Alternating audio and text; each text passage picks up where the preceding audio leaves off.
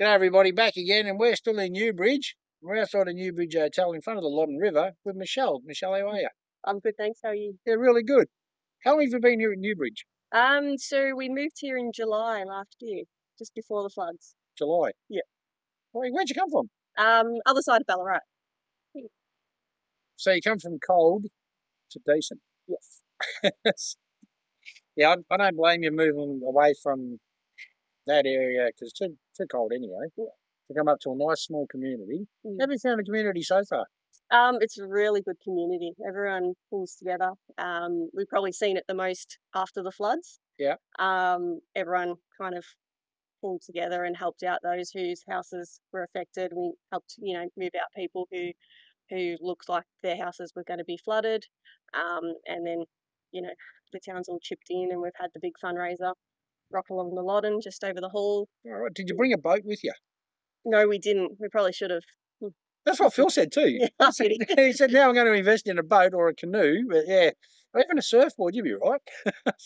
But from being where you came from to here, it probably wasn't as much river or creek content down where you came from.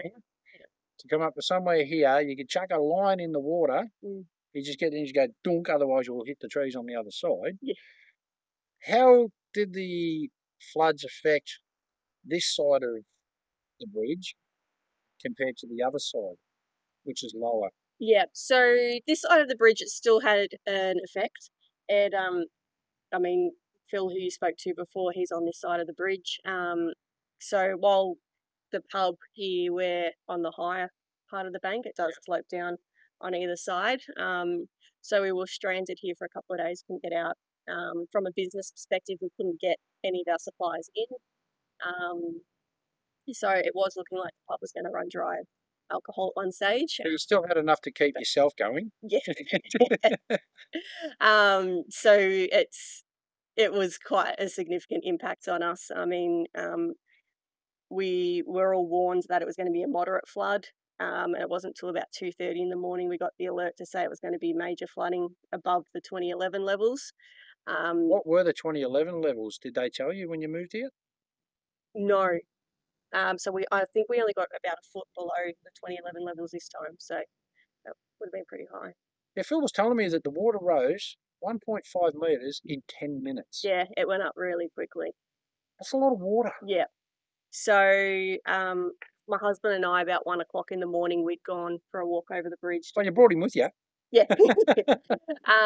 We went for a walk over the bridge about 1 o'clock in the morning when we just received the alert to say it was going to be at moderate hours beforehand, and the river hadn't risen very much at all. That was then. Yep, and then at 7 o'clock in the morning, it was already breaching this side of the bank. So that's quite a big drop when you walk down this bank. So, how far up did it come? It came where that footpath is there, and the drains. It was in this grass, and in the gravel here as well. It came up a fair bit. If it had gone another 10 minutes, it might have been a minute. Yeah. So at the end of the street, had come over the road. So there's a gentleman who lives on the house down here on the right. He said he was fishing off his veranda. He was just stuck in his house. And then it came over the road across from the general store. That is still a lot of water, isn't it? Yeah. I mean, that is a long way to come up. Yeah. So it is. And the other side with the footy club and everything else. And the old churches there and houses. Like Phil was telling me there was one house here that people live in Melbourne don't use it so often they couldn't get hold of it. What effect did it have on the members of the footy club, netball club, cricket club to be washed out again?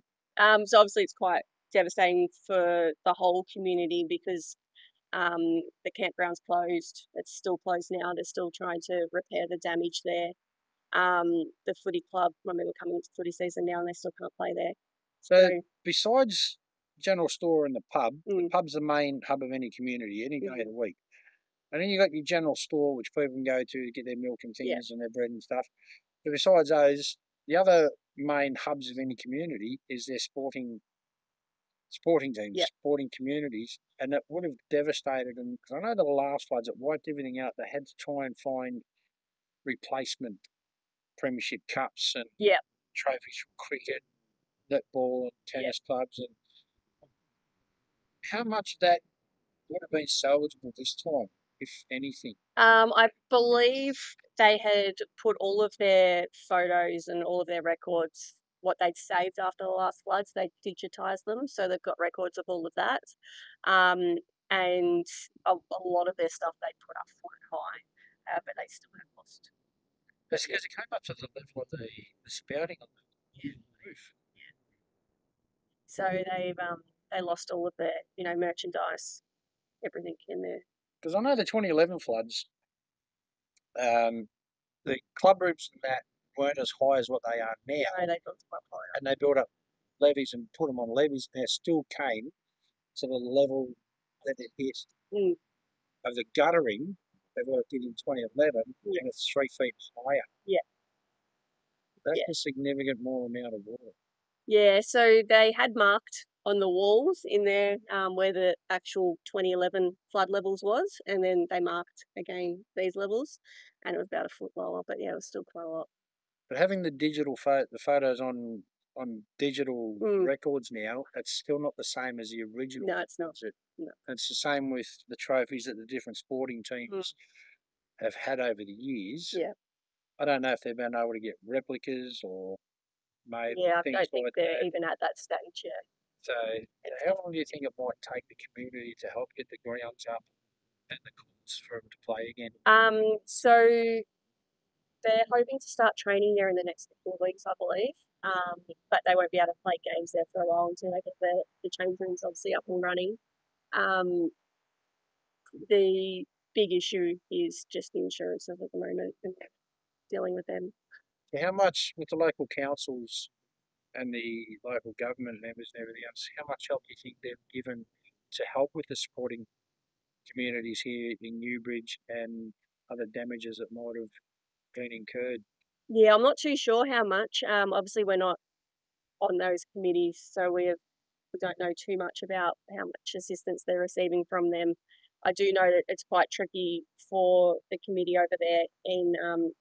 There's 3 clubs that use it. So you've got the tennis club, the netball club, the footy club, and then you've got the rec reserve as well that manage the campground side of it.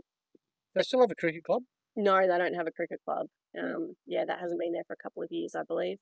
And then it's the council open building, but then Dell, I don't know what they call these days, the Department of Environmental, they own the land. So there's a lot of stakeholders involved in getting it back up. And decision making, which then makes it harder.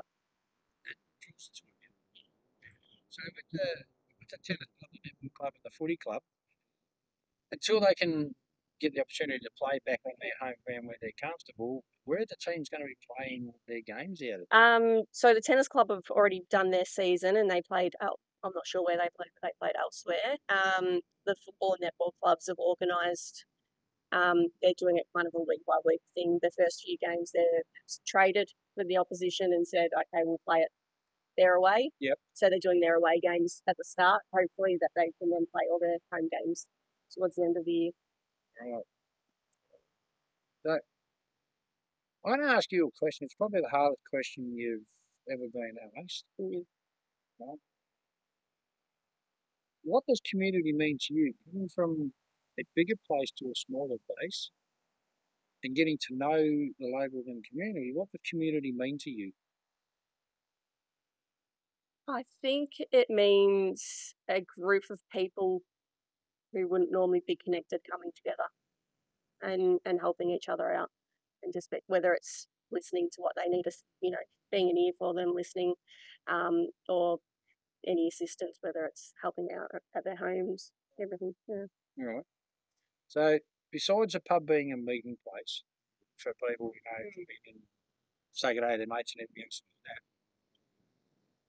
what do you think might be in place for Newbridge to help with the mental health side of what's happened with the floods? There's a pub, a place they come in and have a chat with each other, or you and your husband say good day and look, mate, I've got this going on, I don't know who to talk to, things like that. Yeah. The pub is a big focus of, it's a big part of this town, and the majority of people do come here for that, the help that they need and all of that. But I think, your football club does play another big part of that. Yep. A lot of people in this town go to the footy most weeks, and they watch it and meet up down there. So not having that here is a big impact. It does impact a lot, Mm. especially on the mental health side, because mates aren't coming together to do what they love doing, not catching up with each other, they say, from season to season. And they're doing everything they can to try to keep that coming together, not only for themselves in their own situation, but for the community, to keep that growing and keep it alive. Yeah. What doesn't help is the feeling of being left, which is something that Newbridge everyone here has felt. In the weeks leading up to the flood, we couldn't get the support. So on a couple of days before the flood, a few people had tried to get sandbags and were told by council, no, you have to speak to SES. SES said we don't supply them unless it's within 24 hours of the flood. So people source their own. But then that night you see on social media that the council and SES were delivering sandbags to all the other communities around.